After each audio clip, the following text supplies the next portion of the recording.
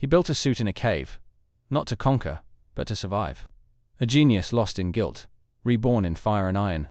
With every spark, a promise was forged. With every flight, a world changed forever.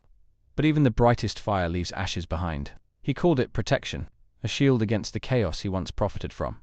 But shields can become walls, and walls cast shadows. In those shadows, others waited, others watched, others broke. What he meant for safety became a blueprint for vengeance. He was never just a man, he was a myth in motion, a symbol for progress, for redemption, for power unchecked. But symbols are mirrors, and not everyone sees the same reflection. Some see hope, others see betrayal. And sometimes, the myth matters more than the man. Every villain he faced, every war he fought, was touched by his hands. Some shaped by invention, others by indifference. And in trying to save the world, he gave birth to the ones who would tear it apart. The lines blurred until savior and destroyer shared the same face. There is beauty in brilliance. But brilliance without restraint becomes burden.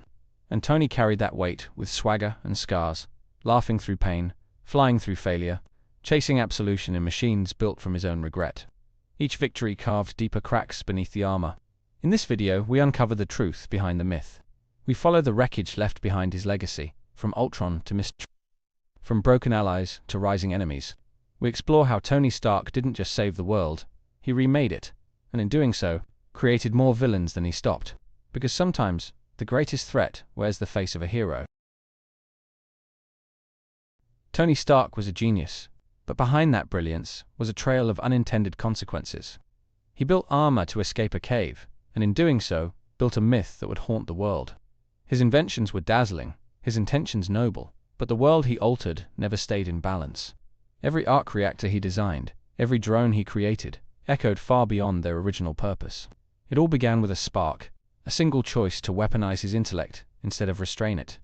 That choice birthed more than a suit, it birthed a cycle. A cycle of enemies born from his blueprints, his ego, his fears. He never looked back, always forward, but the shadows behind him grew longer with every step. Obadiah Stane wasn't just a rival, he was the first echo of Stark's legacy turning against him. Stane took what Tony built and twisted it, not because he was evil, but because he could. Power invites hunger, and Stark's innovations were feasts to those willing to cross the line. That line, blurred by money and ambition, became a recurring pattern. Justin Hammer, Aldrich Killian, Ivan Vanko, all products of Tony's world. They didn't appear from nowhere. They were shaped by rejection, jealousy, or being collateral in the wake of his brilliance. The world didn't birth monsters. Tony's world did. And in that world, villains didn't need to be found. They only needed to be ignored. The question then is simple. Not whether Tony meant to create them, but why so many rose in his shadow, and how many more would come. His legend inspired hope, but his footsteps, his mistakes, inspired something else entirely. Ultron was never supposed to exist, but Tony created him anyway. Not through malice, but through arrogance. He believed he could code peace into a machine, as if peace were an equation, as if war were a virus that could be debugged.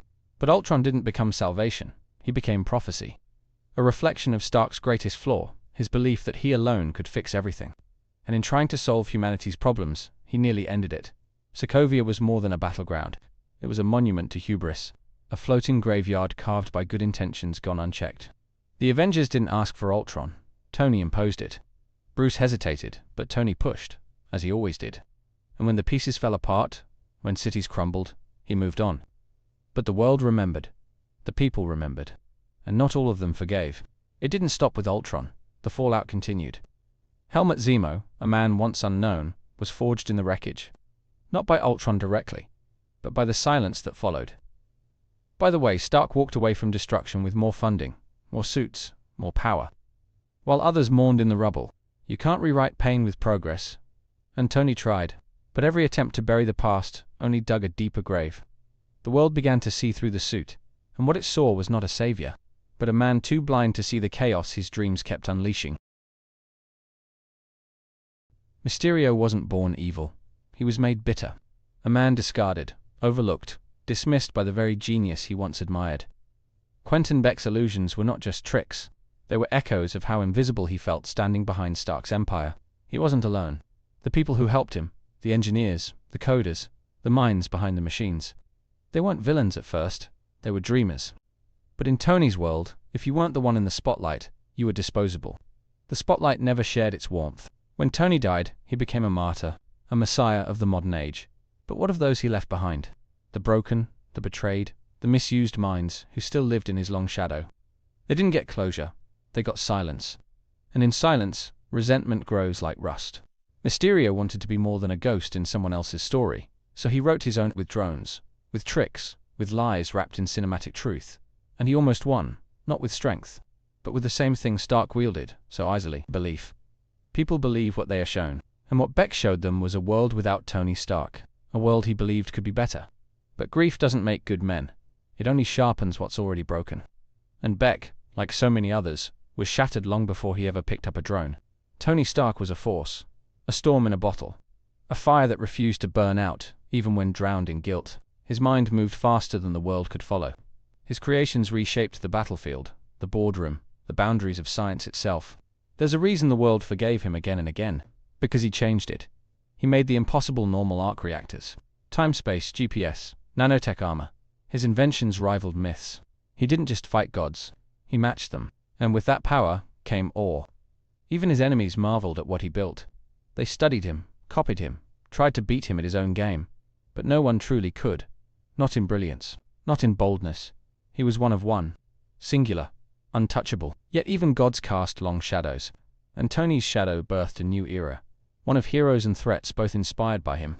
The world pivoted on his presence. For better or worse, he set a new bar, one that could never be lowered again.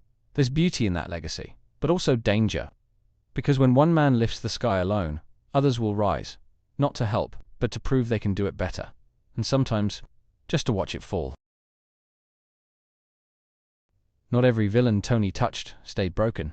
Some became better, shaped not by bitterness, but by the example he left behind. His story wasn't just one of failure, it was one of growth, of trying, of changing when it counted. Peter Parker inherited more than tech. He inherited Tony's will, his values, his flaws too, but also his fire. In Peter, Tony saw the chance to fix what he couldn't. A second draft of himself, less ego, more heart. Still imperfect, but willing. Rhodey never walked away, even when Tony pushed too far. He stayed, as did Pepper, as did Happy. They saw the worst of him, and still chose to believe in the best. That belief mattered. It tempered his fire. It redirected his rage into purpose. And in his final hour, Tony didn't run. He didn't build a solution. He became it. No suit, no sarcasm, just sacrifice. Just a man who had finally learned what it meant to protect.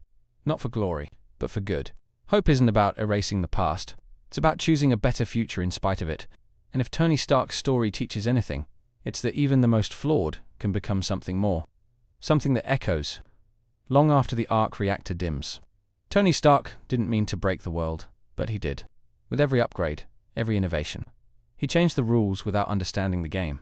And while he saved lives, he also created storms. He was not evil, but he was careless. He was not cruel, but he was blind to the consequences. To the people who fell between the cracks of his genius, he built walls against invaders, but never bridges for the wounded. The tragedy is not that he failed, it's that he didn't know he had. Not until it was too late. Not until others paid the price for his progress. The ones who never made the headlines. The ones whose stories ended where his began. And yet, there's meaning in the mess, in the scars, in the chaos left behind. Because even in failure, he sparked change. He forced the world to evolve, to respond. To remember that every hero carries a cost. Tony Stark will be remembered as Iron Man, but history should remember everything. The villains too, the pain too, because that's what legacy truly is. Not just what you build, but what you leave behind when you're gone.